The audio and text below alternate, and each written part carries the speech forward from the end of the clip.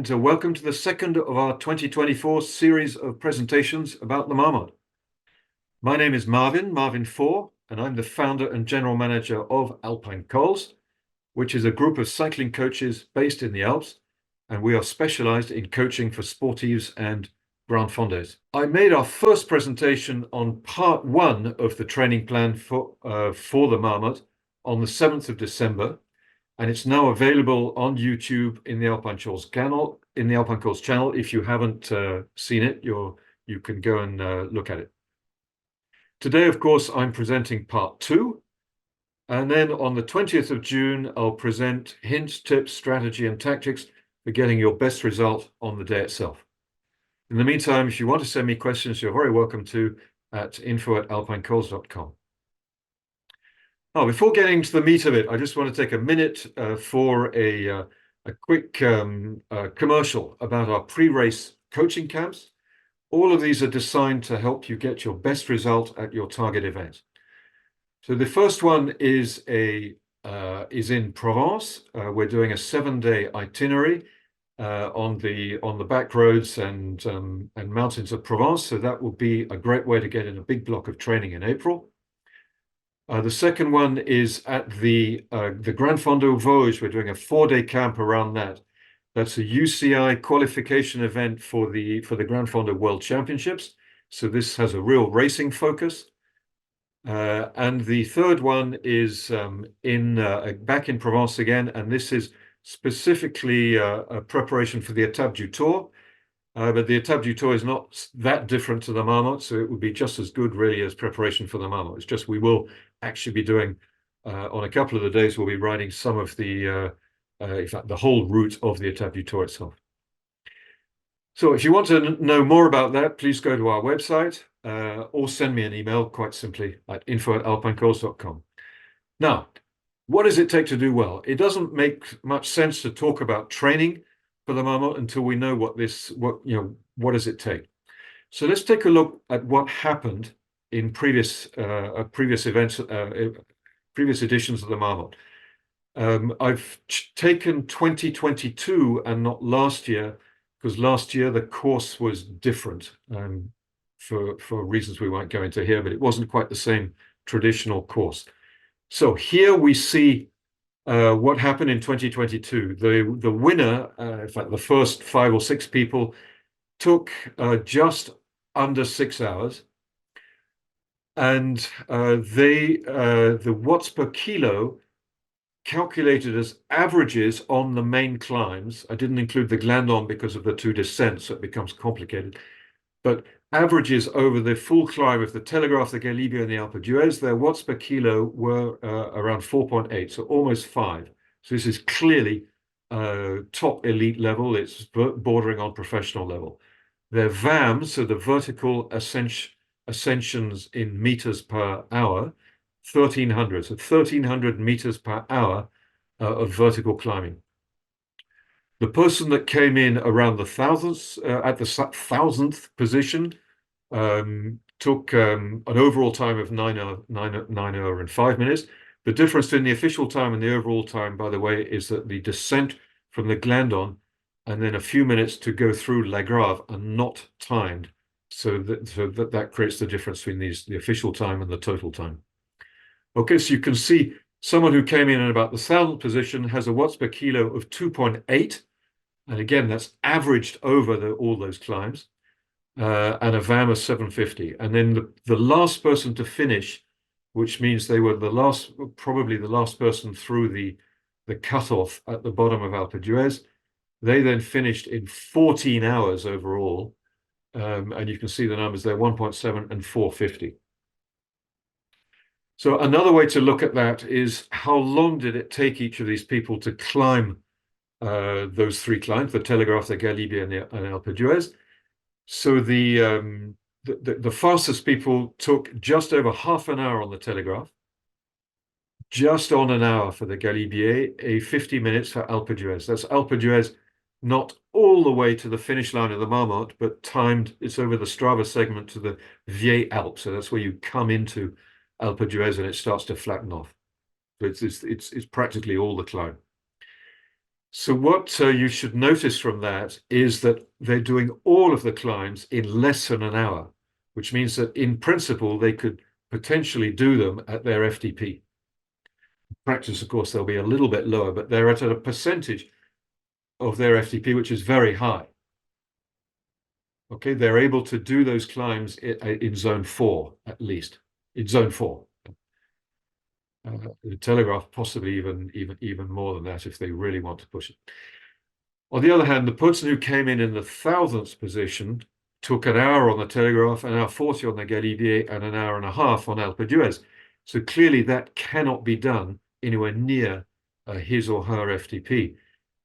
So they are actually in zone 3 at a much lower intensity, probably somewhere between 75 and 80% of their FTP. So tempo, they're making the climbs at tempo pace. And then people who just managed to finish are slower still, obviously, and they are doing those climbs at the maximum pace of endurance, zone 2. Okay, you can see how long they took on the Telegraph, an hour and a half, on the Galibier 2.5 hours, and on Alpe d'Huez 2.5 hours.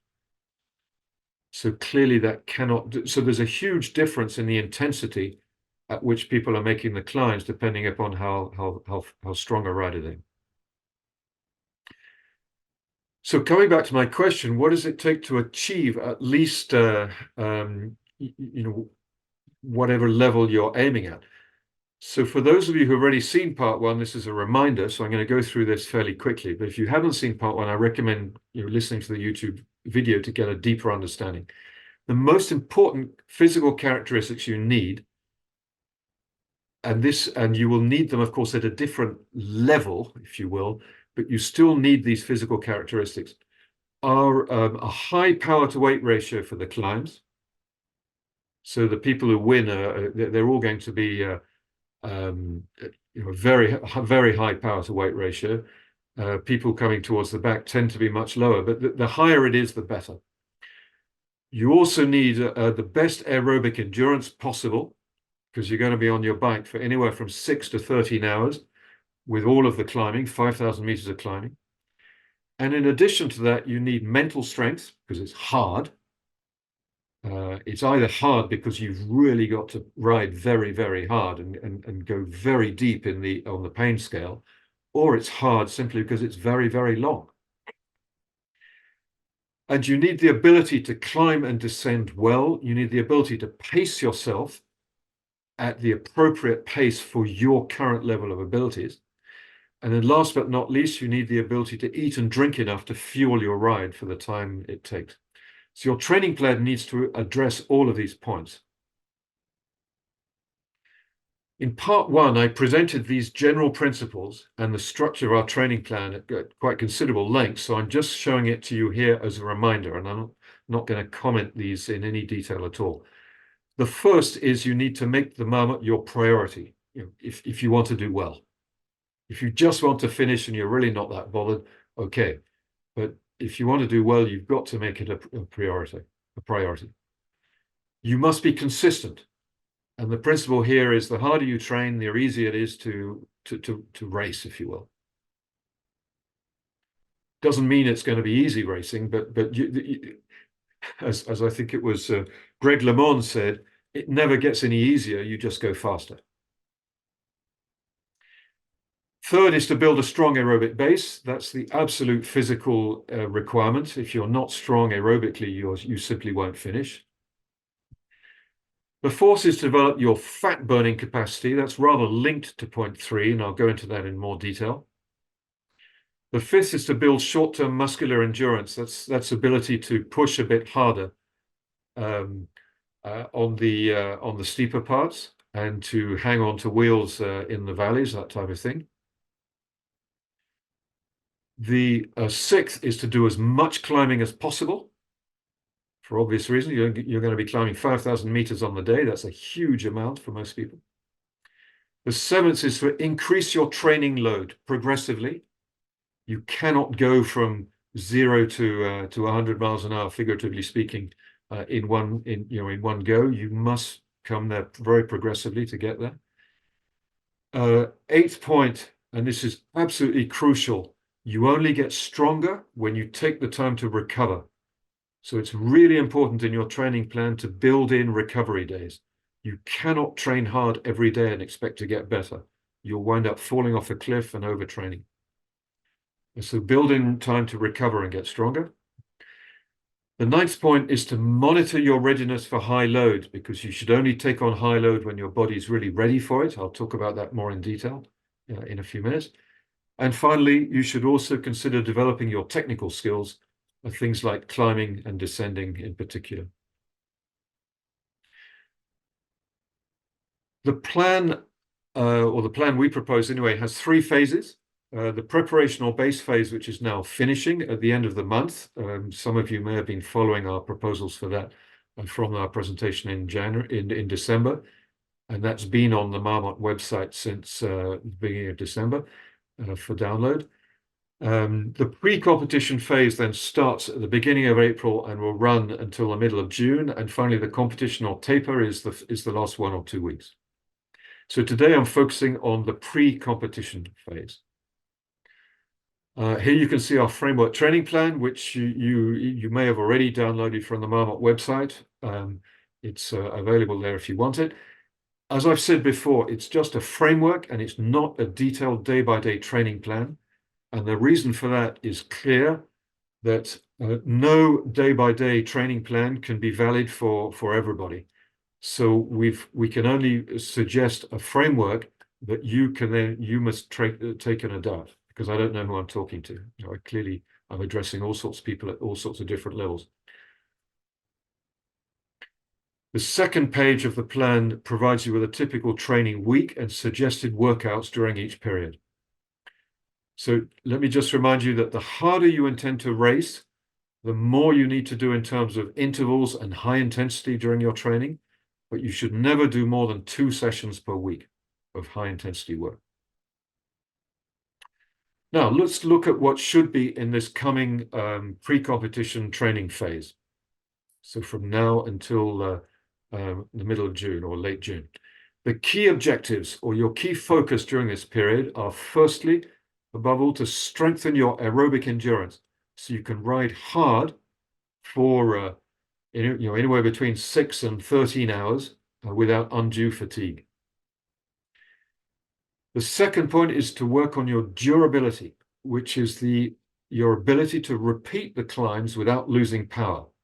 It's no good being able to get up the Glandon at a reasonably good pace if you've got nothing left to get up the Télégraphe, the Galibier, and so on. So you need to be able to repeat the efforts, and that's something that takes quite a while to develop. Third, optimize your nutrition so that you're fueling your training, you're facilitating fat oxidation, and finally, you're training your gut for the large amount of carbs you need to eat during the event itself. Finally, point 4, it's important to simulate race conditions at least 2 or 3 times before the event, if you intend to go for it. If you just want to finish, that's simulating race conditions is less relevant. And finally, is to sharpen your technical skills, such as group riding, descending, and cornering at speed. So those are the objectives of this period and the focuses, or the focus. Now let's look at how to do it. So first, how to strengthen your aerobic endurance. There's no mystery here, really. There's not really a secret either. You just need to do as many long rides as possible, and at low intensity. I'll explain what I mean by below LT1 in just a minute. The key metric here is time and not distance. If your goal is distance, or if you say to yourself, I'm going to go out and do 100 kilometers or 60 miles today, you will be tempted to ride fast to finish early, which is contrary to what you're trying to achieve here. The point of the long rides is to develop your aerobic endurance and your fat burning capacity. And this is optimum at low intensity.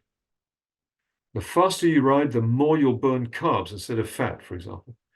So set a target of time to ride, not distance, and make sure you stay below that first threshold that I'll explain in just a second.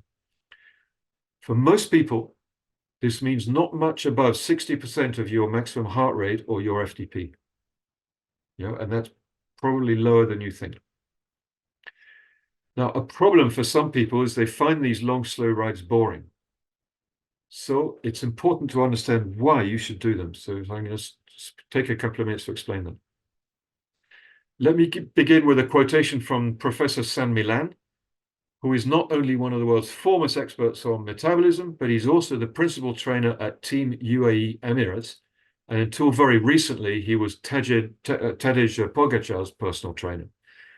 So what he said was, he said this very recently, for the past 18 years of working with professional and elite endurance athletes like cyclists, runners, triathletes, swimmers, and rowers, I've been able to see that zone 2 training is absolutely essential to improve performance. Now, he's certainly not saying that zone 4 and 5 training is not important as well, but zone 2 is absolutely essential.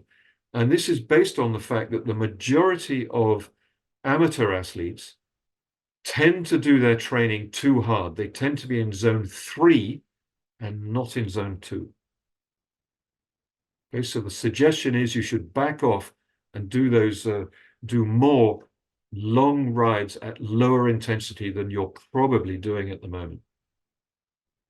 But for this to work, it's essential to make sure your training zones are accurate, so you know what it means to be in zone 2.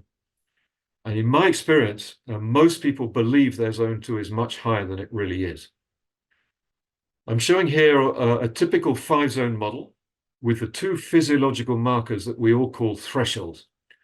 But remember that these so-called thresholds are actually ranges, and they're certainly not constant, but they vary with your level of fitness and also with your short-term fatigue. Your thresholds should vary from the beginning of the season to when you're peaking for the event. Your thresholds should have gone up, but they will go back down if you're fatigued. So it's a moving target. Okay. So it's important to understand that. So how do you determine the 2 key thresholds?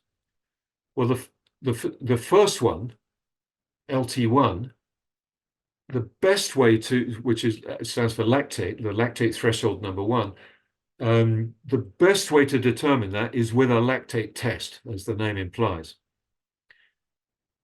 Unfortunately, that means going to a lab, or it means purchasing your own portable lactate test meter and then learning how to use it and learning how to get valid results, which is not that obvious. So not everybody's going to take the trouble to do that, but that really is the best thing to do. If you have access to a lab, it's worth doing. If you don't, a good alternative is the so-called talk test. And the talk test is very simply to see whether you can talk in complete sentences comfortably while you're riding. If you can't, then you're riding too fast. It's as simple as that. You should be able to breathe through your nose and talk comfortably. The other way to test for that, you can do a breathing test on a turbo where you just you increase the intensity by steps, and you pay very, very careful attention to your breathing. Start by breathing through your nose, and for most people, the point when you can no longer breathe through your nose, or where you start to pant a little bit, is the point at which you're passing this threshold, because you need more oxygen quite simply. So that's for LT1, which tells you the top of your zone 2. The second threshold you need to know about is the top of zone 4, and you can test that's either the critical power or your FTP. The 2 are very much the same. They're usually within a couple of watts of each other, but they're measured in a completely different way. So to measure critical power, you do, for example, and these numbers are not magic, you can do slightly different numbers, but for example, 2 minutes, 6 minutes, and 15 minutes maximum effort. So you need plenty of recovery between, if you do it on the same ride, you need plenty of recovery between them. It's arguably best to do it on 2 rides, probably. I usually do a 2 and a 6 minute on one ride and a 15-minute the next day. But because they need to be absolutely maximum efforts in order to get a valid critical power. And you then use a software package or an online calculator which will spit out your critical power for you. The alternative, of course, is to measure your FTP. Now, you can estimate your FTP by doing a maximum effort of 20 minutes, and then calculating your FTP as it will be somewhere between 93 and 97% of your 20-minute power. Now, that unfortunately is quite a large range. So that's why I say it's better to do a 45 to 60-minute maximum effort, in which case you're going to be at very close to 100% of your FTP. Okay, so that's how to determine your two thresholds, and then you set your zones on that basis. The point where zone 1 becomes zone 2 or zone 3 becomes zone 4 is essentially completely arbitrary. You put it where you want, somewhere in the middle, doesn't matter. Now, knowing your training zones accurately is important to help you with the golden rule, which is train properly. But it's not enough, because you must also stick to your training plan and ignore other cyclists who may be tempting you to ride faster. I'm sure we've all been out on rides when we're bumbling along in zone 2, doing a steady, long ride, not very fast, and people keep going past us. And it's very, very tempting to jump on their wheel, because you can. It's not that much harder. And of course you can do it. But strongly advise against, because it's not an effective way to train. As San Milan said, don't train in zone 3, train in zone 2.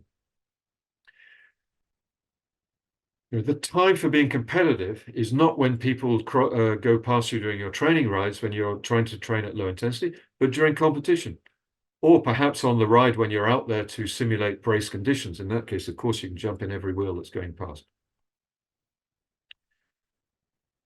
Now, to help you train properly and consistently, here's some simple research-based tips that have been proven to work. But first, write out your weekly plan by hand.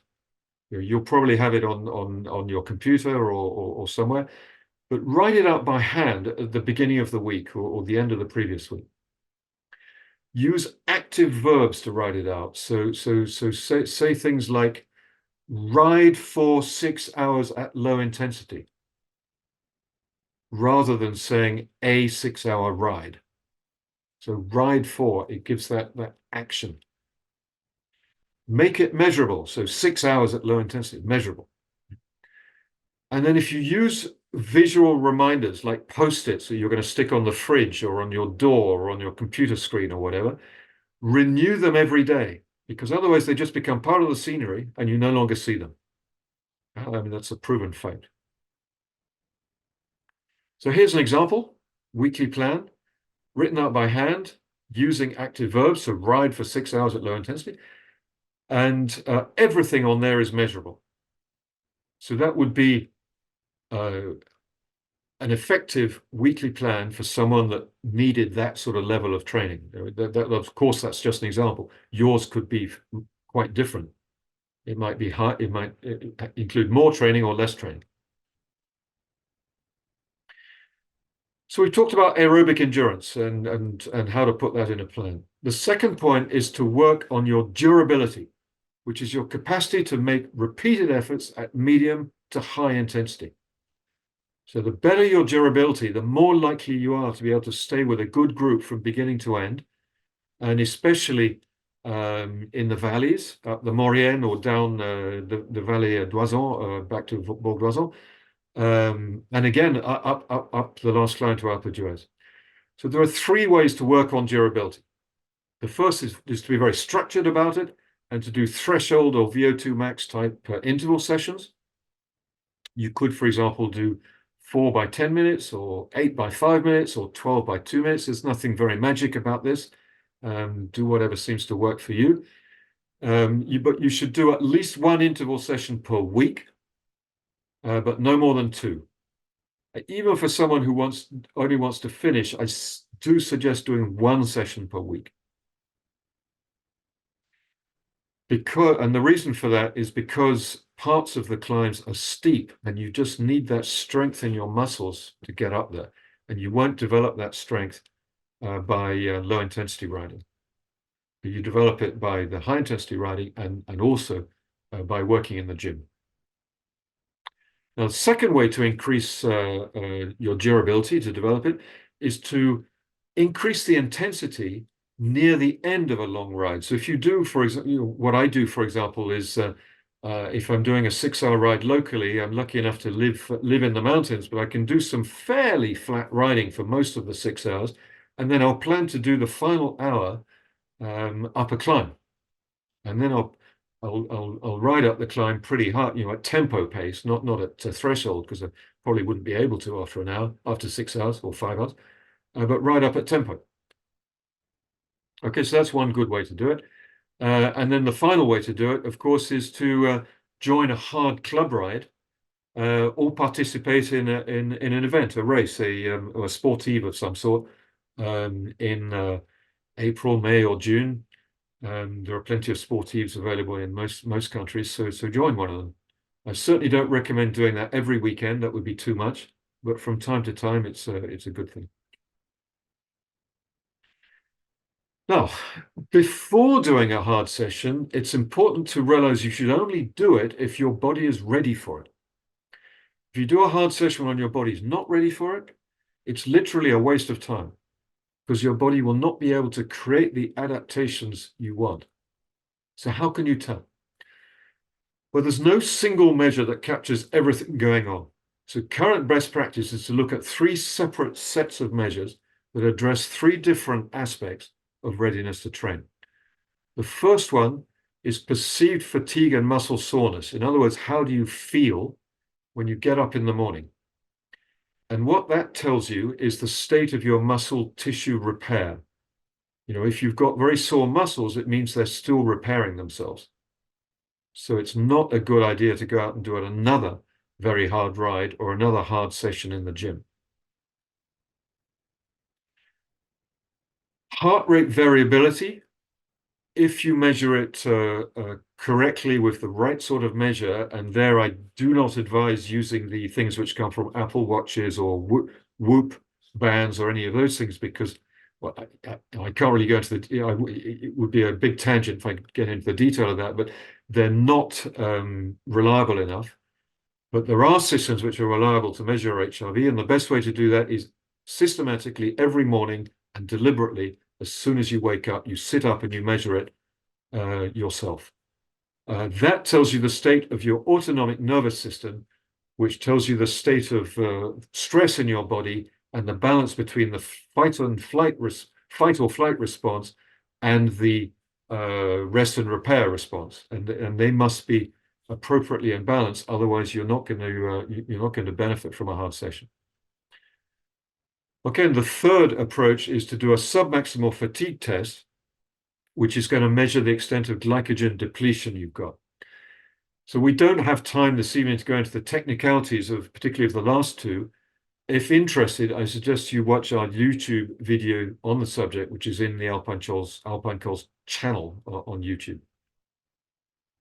But here are some suggested scales that are easy to use for your perceived fatigue and muscle soreness. So I do strongly recommend you use either these scales or something similar. These ones you can find easily in Training Peaks, or just copy them directly off my presentation, which will be on YouTube later. Note your feelings on both scales soon after you get up. I mean, immediately when you get up, it may be a bit early, so perhaps half an hour later. And especially if you did a hard session the previous day, be honest with yourself. Red flags for doing hard sessions would be a combination of fatigue at level 5, so high and above, and muscle soreness at also high, so 8 and above. If in doubt, be cautious is my recommendation. Don't fall in the no pain, no gain trap. Okay, yes, there should be pain when you're exercising, but pain post-exercising, if you've got stiff muscles, sore legs, wait until that goes away before you do a hard session again. It's better to wait a couple of days than waste a training opportunity. Okay, to summarize on this point, You should monitor and adjust your training load using feelings, quantified by perceived fatigue and muscle soreness scales, and perhaps heart rate variability in a weekly submaximal fatigue test if you feel so inclined, if you've got the time and energy to learn about it and to do that. And so back off when needed. Don't get macho and ignore the indicators. You just rethink the plan, and normally it's enough simply to replace a planned hard session either by an easy one or by complete rest, and then you reschedule a hard session for a day or two later. So you're really not losing anything. You're just pushing it back a day or two. Now let's come to nutrition. This is a really important part of your training, and it's neglected by a lot of people. So I went into this in quite considerable detail in part 1, so I'm not going to repeat all of that. This is mainly a reminder. The first point is to make sure that you're eating enough to fuel your training. The second is to continue to develop your fat burning capacity. And the third is to train your gut to absorb enough carbohydrate during the event itself. Okay, so we'll look at each of those in turn. First, fuel your training. I went into this in detail in part 1 again, so I'm not going to, but this is just a reminder that it's really important to eat a wide variety of the best quality non-processed foods, and to adjust the amount you eat to your energy expenditure. On a long ride, you might easily expend 3,000 or 4,000 calories, which you need to replace. So on a day when you do a long ride, you need to eat considerably more than on a rest day, when all you're doing is you're walking about the house and sitting at your computer most of the day, or whatever you may be doing. Your energy expenditure difference between those 2 days is going to be 3,000 to 4,000 calories. So don't eat the same each day. It makes no sense. Even if you're hungry on those off days, cut the amount you eat right back. Don't be tempted to use the big days as an opportunity to lose weight. I really don't recommend that. You might indeed lose some weight, but you won't gain the benefit of the training. You'll not be in good condition to train again the next day. So if you do need to lose some weight, just reduce what you eat by a very small amount on an ongoing basis. Just be just a few tens of calories below the amount you think you need. But don't, and you want the weight to come off very, very progressively. Now, looking at fat burning. To maintain your ability to burn fat here, this is the objective, which hopefully you've developed over the last 3 months. Make sure you start your long rides at low intensity. If you start even at moderate tempo intensity, you're going to kickstart your body into burning carbs rather than fat. Now, because riding at tempo needs carbs. It's as simple as that. So your body's going to start burning carbs, and then it will keep burning carbs. So if you want to train your body to burn fat, you must keep the intensity low. Now, particularly if you start the ride without breakfast, so in a fasted state, then really stay on the safe side and don't go above 50% of your critical power or FTP for the first couple of hours. I suggest no food for the first 2 or 3 hours, and then ramp up to 60 grams of carbs per hour, and potentially more. Now, it's a completely different approach on your tempo or race pace rides, or on any rides with intervals. Okay, it's really completely different. Here, you need to be properly fueled for these. So you can take the opportunity to train your gut to tolerate the high amounts of carbohydrate you'll need at the event, at the Marmotte. Okay. Now, if you're like most people, you probably rarely take more than 60 grams per hour, because that's already quite a lot. It's the equivalent of 2 bananas or 2 gels or 2 energy bars or any combination of that per hour, hour after hour. And you might be able to manage that the first hour, but then what happens to most people is it drops down, and you find you're only eating 1 bar per hour. Now, there's a clear advantage of being able to use up to at least 90 grams per hour, because this will help you conserve the glycogen in your muscles that you're going to need for the final climb. Okay, so you want to progressively train your gut and train yourself to do this to increase from 60 grams or wherever you are now up to as much as 90. So to do that, you want to experiment with different foods and gels to see which work for you. And don't forget, you can also drink your carbs, of course. A bottle of energy drink can include up to 30 grams, depending on the concentration.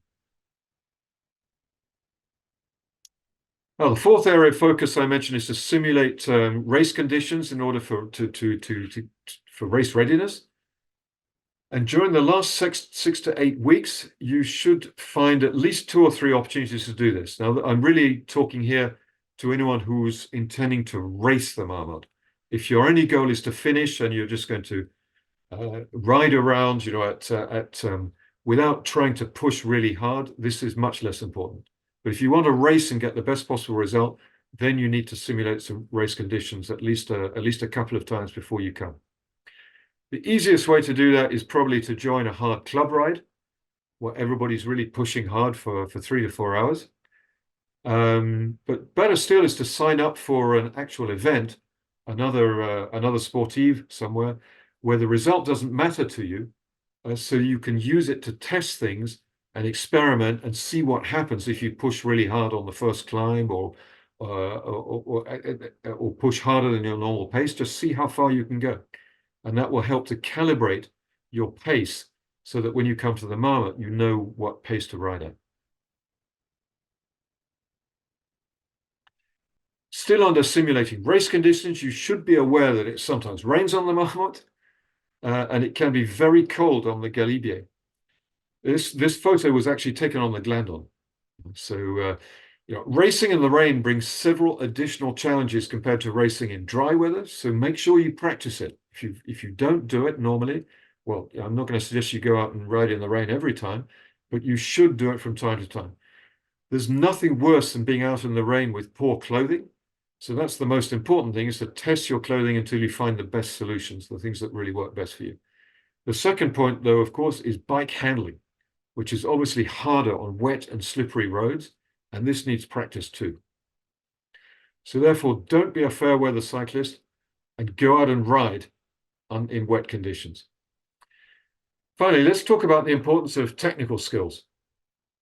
You should be deliberately building in practice and working on improving these skills, such as climbing, descending, riding in a bunch, because you need that in the valleys, and adapting your clothing while you're riding. For example, taking off a jacket or putting it back on. There can be a very, very big difference in temperature between the valley and the top of the Galibier in particular. So you're going to have to be able to do this. And if you have to stop every time you need to take a jacket off and put it back on, you lose at least a minute, maybe a couple of minutes, and then you lose the people you're riding with, and that puts you back every time. So you can lose a lot of time. If you know you're weak in one of these technical areas, try to find a coach or a clubmate who can help you. And of course, if you join one of our coaching camps, we'll work closely with you to help you improve these skills. Finally, and as always, last but not least, we need to talk about off the bike work. If you want to ride hard and fast, you're going to have to push harder on the pedals. And that means stronger muscles. There's no way getting away from that. The best way to strengthen your muscles is off the bike. You cannot strengthen them as well on the bike as you can off the bike. You simply cannot put the same loads on your muscles for the same amount of time. So you should plan on 1 or 2 sessions per week. We're now in the pre-competition phase, so it's not the moment to try really to strengthen your muscles. That should have been done already, but you do want to maintain that strength. So plan on 1 or 2 sessions, ideally guided by a strength and conditioning coach with experience in cycling. Remember to be cautious in what you're doing to limit the risk of injury. The movement patterns are really important, so make sure you get it right. Okay. Most basic exercises are squats, lunges, planks, bridges, and so on. But there are many more which a specialist can teach you. The key is to learn the proper technique. Second part is mobility and flexibility, which are really important to work on if your main sport is cycling, and especially as you get older, from about 40 onwards. I suggest 2 or 3 20-minute sessions per week using techniques like Pilates or yoga. And again, the learning correct technique is really important. So make sure you work with someone who knows what they're doing, or pay if you're learning off a YouTube video, make sure it's a genuine expert and they explain very well what they're doing. Finally, you should complement regularly with other physical activities, such as walking with your best friend, as you can see me doing here, running, swimming, and so on and so forth. Anything really that gets your body moving. If you sit at your computer all day and cycling is your only sport, I can guarantee you're building up serious imbalances and soft tissue problems over time, and it will come to bite you. So a great idea if you do a lot of work sitting down is to set an alarm to ping you every hour or so, so that you get up and move your body just for 2 or 3 minutes. Voila, as they say in French, or that's it. I've given you what you need to prepare yourself well over these final 3 months. Rendezvous on the 20th of June to talk about how to get your best result on the day. And in the meantime, it's up to you to take these ideas and to train hard and sensibly with it. We're available for professional help if you want it. If you want to be absolutely at your best on the day, do consider signing up for one of our camps. You can see we've got 3 options there for you. You can also join one of the many people who are benefiting from one-on-one coaching from our people by one of our coaches. Just drop me an email and I'll tell you more. And you can contact me very easily on info@alpinecols.com. I'm happy to answer questions if you have them.